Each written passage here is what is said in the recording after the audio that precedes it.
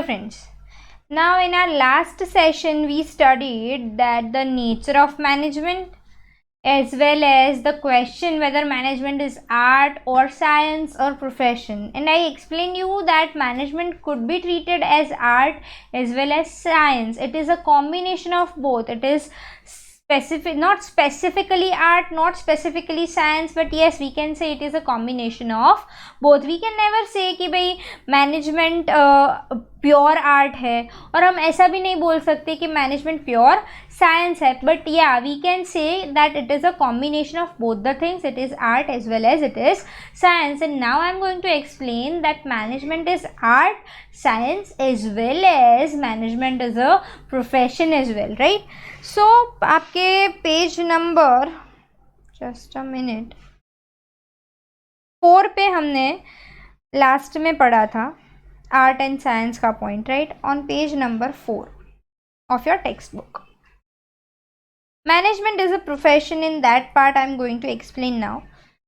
अब ये जो पॉइंट है ये मैं स्पेसिफिकली टेक्स्ट बुक में से ही करवा रही हूँ. As such easy to understand है, और उसमें मुझे कुछ ज़्यादा आपको एग्जाम्पल्स भी नहीं देने हैं. You just by reading it you can easily remember it, right? So management is a profession. Profession is an activity where specialized knowledge in specific field is required. See, professionals are many, right? Chartered accountants are professionals. Teachers are professionals. Doctors are professionals. Lawyers are professionals. We can say all these people are professionals, right? They are providing their services in a professional manner, right? Now they are providing their professional services, and for all the professional services a specific knowledge is needed, a specialized knowledge is needed, right? I am a chartered accountant, and if I want to provide and I want to do a practice in that particular field, I need that professional degree, right? I have a degree of chartered accountancy, then I can practice in that particular field, right? So all the professional degree holders can practice in their field. Same way in management also, there is Indian Institute of Management. They provide a degree. You need a specialized specific knowledge to do a proper management, right? So requirement of specialized knowledge, you need a proper knowledge. As nature of profession, specialized knowledge is required in it. जैसा profession वैसा specialise knowledge is needed. Your they have given as the LLB, MBBS, MD, MS degree का example, right? So various examples are given over here. Then increase in knowledge and research.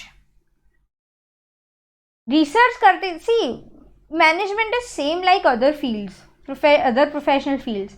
जितना आप experience लेते जाओगे, जितना आप knowledge gain करते जाओगे, उतना ही रिसर्च से आपका मैनेजमेंट करने का जो स्किल है वो अच्छे से अच्छा डेवलप होता जाएगा. यू कैन नेवर से कि एक बार में आपको मैनेजमेंट करना आ गया. The event managers, even those who are working as an event manager, those who are handling the big events as well as small events. मुझे आज इच्छा हुई, आप में से काफ़ी लोग ऐसे होंगे जिनको ऐसा है कि भाई मैं तो इवेंट मैनेज करूँगा, कितना अच्छा सब डेकोर और वो सब करना रहता है, तो I want to do something in that field. तो यू कैन नेवर से कि हाँ एक बर्थडे पार्टी मैनेज कर दी, मुझे मैनेज करना आ गया. Slowly and gradually, by gaining experience, by gaining knowledge, by doing research, you can survive and succeed in this particular field, right? Professional association, in here also they have given कि भाई Indian institution of management है, professional association है. जैसे chartered accountants के लिए ICAI है, institute of chartered accountants of India. Same way इसका भी एक प्रोफेशनल इंस्टीट्यूशन एसोसिएशन है, who are providing a proper knowledge skills to the students and giving a proper degree for the same. Implementation of code of conduct. Code of conduct is something which is there for all the professions. हर एक profession का अलग अलग code of conduct होता है. Code of conduct मतलब क्या? I am a chartered accountant, then I need to follow certain code of conduct, certain rules, that being a chartered accountant I am expected to remain in integrity always. I am expected to be honest always. I am expected to not to be biased always. So these are the characteristics of this profession, that if the person is chartered accountant, definitely he has to or she has to maintain the integrity. She has to maintain the honesty. She has to be having the professional skills. She has to be unbiased always. So जैसे मैंने आपको chartered accountancy के code of conducts बताए, same way management के students के लिए भी code of conduct एक स्पेसिफिक नेचर होता है कि भाई they has to be particularly skilful, they should be having this skills of managing those things, they has to be having a particular vision by being a manager, right, I mean getting that degree. So उनके लिए भी there are various code of conduct.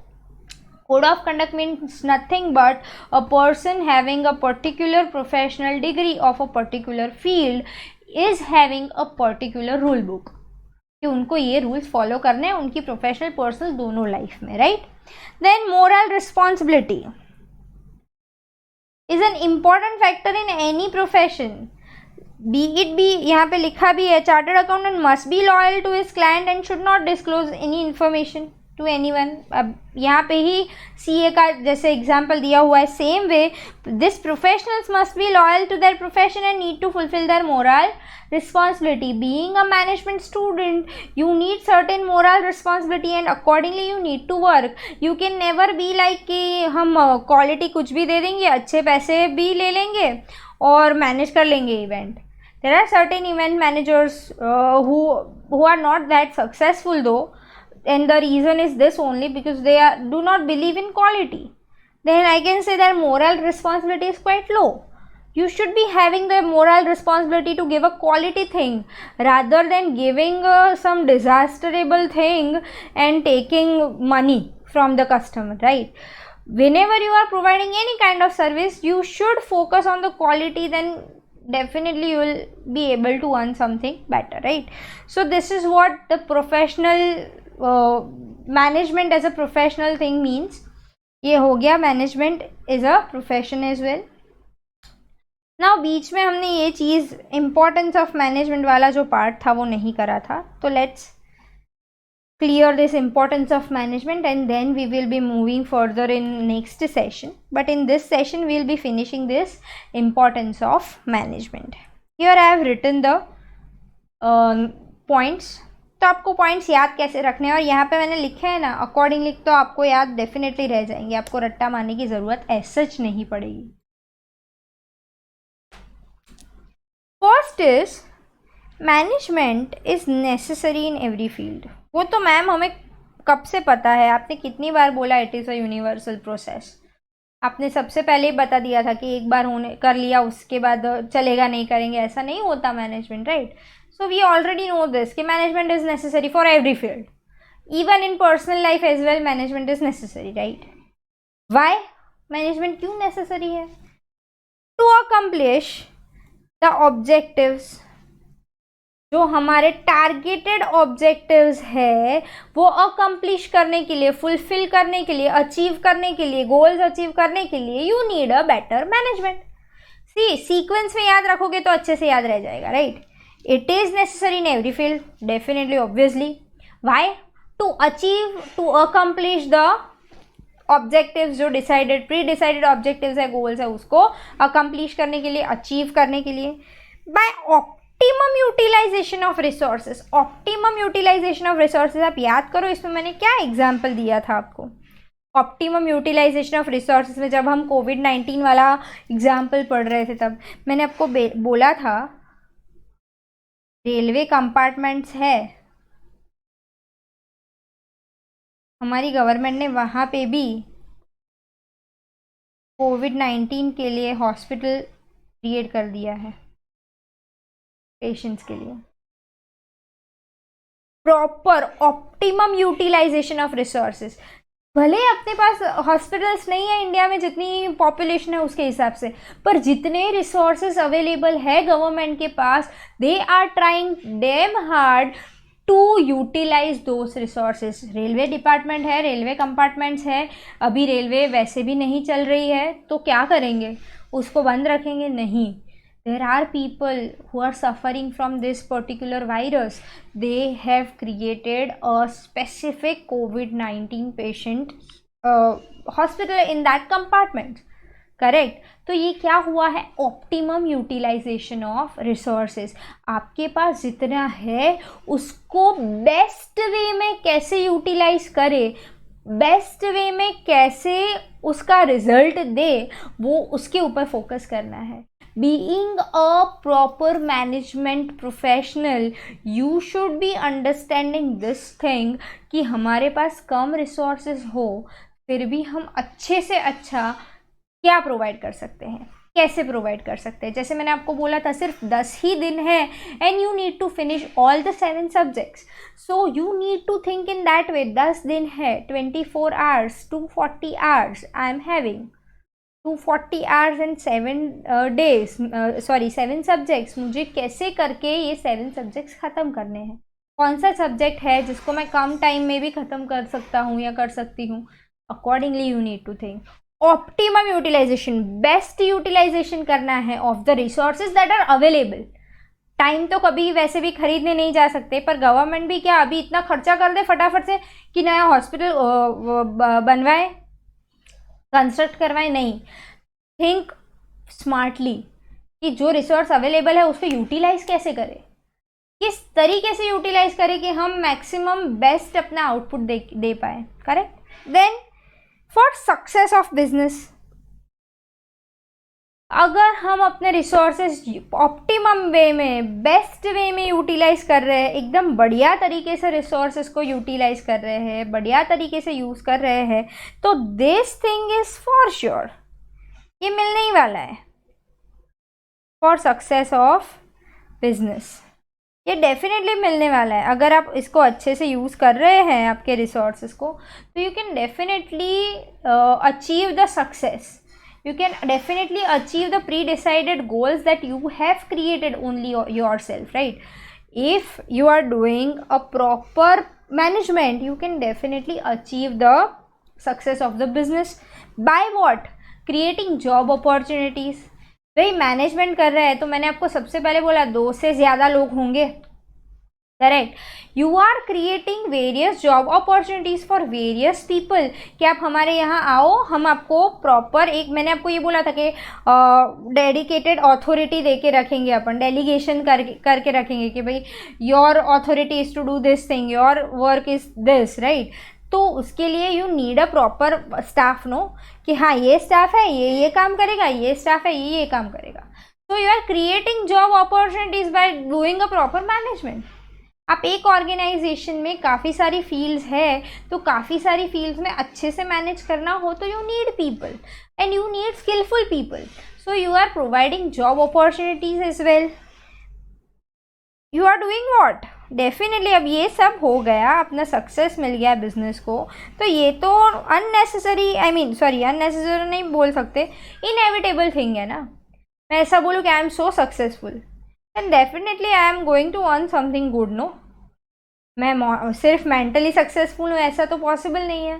Business है, successful हुआ तो साथ साथ में पैसे आने ही वाले। मैंने अभी आपको क्या बोला कि there are organisations who are focusing on the quality part.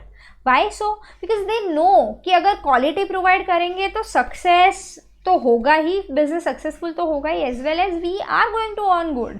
If we provide quality, we are definitely going to earn something higher, even better than the competitors, right? Then these two are separate points, I can say. These two are separate points. Socially benefited and national development. Socially benefited in which sense? मैंने अभी आपको क्या बोला कि भाई people are there who are working as a better leaders I can say, वो एक अच्छे से लीड कर रहे हैं ऑर्गेनाइजेशन को, और वो सिर्फ ऑर्गेनाइजेशन को ध्यान में नहीं रख रहे हैं, वो कस्टमर के सेटिस्फेक्शन को ध्यान में रख रहे हैं। उनका ऑर्गेनाइजेशन अच्छे से चले with the help of customer satisfaction, customers satisfied हो, सोसाइटी, आप लोगों ने ये भी सुना होगा कि सोसाइटी एज अ होल के लिए काफ़ी ऑर्गेनाइजेशंस वर्क कर रहे हैं। एज ऑफ नाउ ये जो कोरोना की सिचुएशन आई है उसमें भी काफ़ी सारे ऐसे ऑर्गेनाइजेशंस हैं जिन लोगों ने काफ़ी पैसे डोनेट करे हैं, काफ़ी पैसे डोनेट तो चलो छोड़ो, काफ़ी किट्स ऐसी बनवाई है जो डिस्ट्रीब्यूट हो पाए। तो वन वे या other way they are helping a lot to the needed people, right. काफ़ी रेस्टोरेंट्स ऐसे हैं जो फ्री फूड प्रोवाइड कर रहे हैं लोगों को, just and just to stand against this particular pandemic, right. तो ये सब लोग क्या कर रहे हैं, सोसाइटी एज अ होल को अच्छा डेवलप करने, अच्छा डेवलप भी नहीं बोल सकते, प्रोटेक्ट करने के लिए now they are working very hard, right. So socially benefited management अच्छा है अपना, then we can think about such things. No, यहाँ पे मेरा मैनेजमेंट, मेरा नॉर्मल रूटीन में बिजनेस में मैनेजमेंट सही नहीं चल रहा, तो मैं कहाँ कोई पैंडेमिक वाली सिचुएशन में किसी को बेनिफिट करवाने का सोचूंगी। बहुत सिंपल है, मेरा खुद का सही नहीं चल रहा तो मैं किसी का तो सोच ही नहीं सकती। तो if management is doing good, management अपना बिजनेस का अच्छे से हो रहा है, internal things are getting well, then definitely that people are going to think about the society as a whole, कि हमें सोसाइटी के लिए क्या करना चाहिए, this things we should do, there are people who are in need, we should help them. ये सब कब होगा, जब आपका नॉर्मल इंटरनल मैनेजमेंट अच्छा होगा, तब आप ये सब सोच पाओगे, correct. And national developments, national development ये एक ब्रॉडर टर्म में बोला गया है। देश की इकोनॉमी अच्छी हो तभी सकती है जब देश के सारे ऑर्गेनाइजेशंस एक प्रॉपर मैनेजमेंट के साथ काम करें, एक प्रॉपर वे आउट में चले, अच्छे से internal as well as external profits as well as social benefit सबको ध्यान में रखते हुए आगे बढ़ेंगे, तो nation as a whole, India as a whole का डेवलपमेंट पॉसिबल है। तो this is how they treat this particular thing. Management के इम्पॉर्टेंस में हमने कुछ 8 पॉइंट्स देखे, जिसमें पहला है necessary in every field, obviously it is necessary in every field, why, to accomplish the objectives, how, by optimum utilisation of resources for success of business, by getting the job opportunities, creating the job opportunities, what we'll get is increase in the profits, and then definitely socially benefit and national development. Let's now look into the textbook. इसमें इन लोगों ने थोड़ा बहुत ऊपर नीचे दिया हुआ है points, but you can remember it like whatever I have explained, that is all okay. You can definitely do it accordingly. Necessary in every field, optimum utilization, accomplishment of objective, useful for the success of business, increase in job opportunity, increase in profit, social benefit and national motive. ये जो भी points है मैंने already आपको explain कर दिए हैं। You just need to now read only. आप अच्छे से रीड करोगे, you will be able to understand it easily, क्योंकि मैंने ऑलरेडी आपको एग्जाम्पल दे के एक्सप्लेन करा है, right. So we are done with the importance of the management as well. So just a minute. We are done with the importance of management. Then management is art, science and profession. वो भी हमने properly अच्छे से discuss कर लिया है. Now the next topic is levels of management, and then we are going to discuss various levels of management also, but we are going to do this topic in our next session, because this topic is all together a separate topic. जो हमने अभी तक पढ़ा, हमने अभी तक क्या पढ़ा, लेट्स रिकॉल द सेम.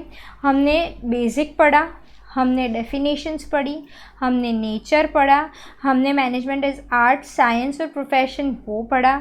उस professional management is a profession, तो उसके कैरेक्टरिस्टिक्स पढ़े एंड इम्पॉर्टेंस ऑफ मैनेजमेंट पढ़ा. हमने 6 टॉपिक्स कवर किए हैं, राइट. तो these 6 topics are altogether different than this topic, that is levels of management. So levels of management we will be understanding in our next session. I hope you are clear until now. हाँ, यहाँ तक आपको अच्छे से clear है. I just hope कि आप एकदम क्लियर हो in this theory part. Again I am saying, do not mug up the things, do not ratta maro the things, just understand the concept, just understand the concept in a proper way. By remembering the examples, you will be doing very good in your exams. Thank you.